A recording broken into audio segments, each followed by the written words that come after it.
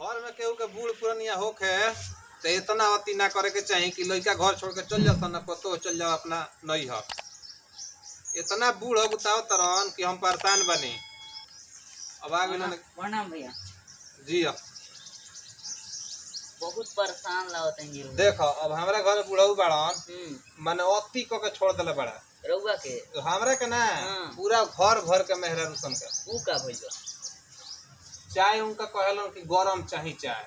तो केहू के चाय ठंडा पसंद ना हमरे ना हो तहरा ना हनु तो वैसन गरम खोजलन कि उ संभवे नहीं के गरम चाय बनला तबे लोग के दे दियाला जनता रउ का मांगत तरन मेहरारू सन के माने बोल बोल के काम खत्म कर देले बड़ा माने पगलवा देले मैं पूरा सनका देले बड़न मेहरारू घर छोड़ के भागे के तैयार बड़ी खाली बुढ़ऊ के चलते का भइल बात बता सब भइल जाने तो हर तरह गरम चाय दो सब कोई गरम वाले मांगे घर में मांगे और तो गरम तो सभे पिएला उ कहतरन कि चाय चीनी जब छनाता कप में तो उनका कप से ना फरिए सबसे पहिल का कमी उनका चाहिए लोटा में हाँ अच्छा आ जब उ छना जाता ताड़ी जमा पियल जलनो ताड़ी अच्छा वही फट दे पी जाता रे आ तब कहते रे गरम कहाँ रोल रे बताओ तू ही कुनका का करे वो से तो बेसी हमार बाबा सन कइले बड़े तार बाबा हां कौना मामला में यही मामला में तू का करल पूछी मत हां परेशान बनी अब काल हम घर छोड़ के चल जाए अब लास्टे बाजे भर वो साइड में पैसा मांगे का है परेशान बनी कहीं काम रुआ से तो उनका में का कमी बा मने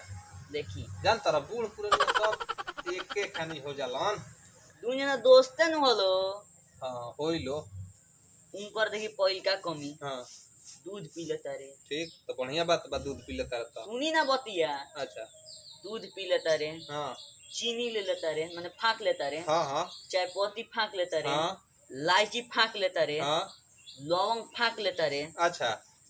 पानी पी लेता रे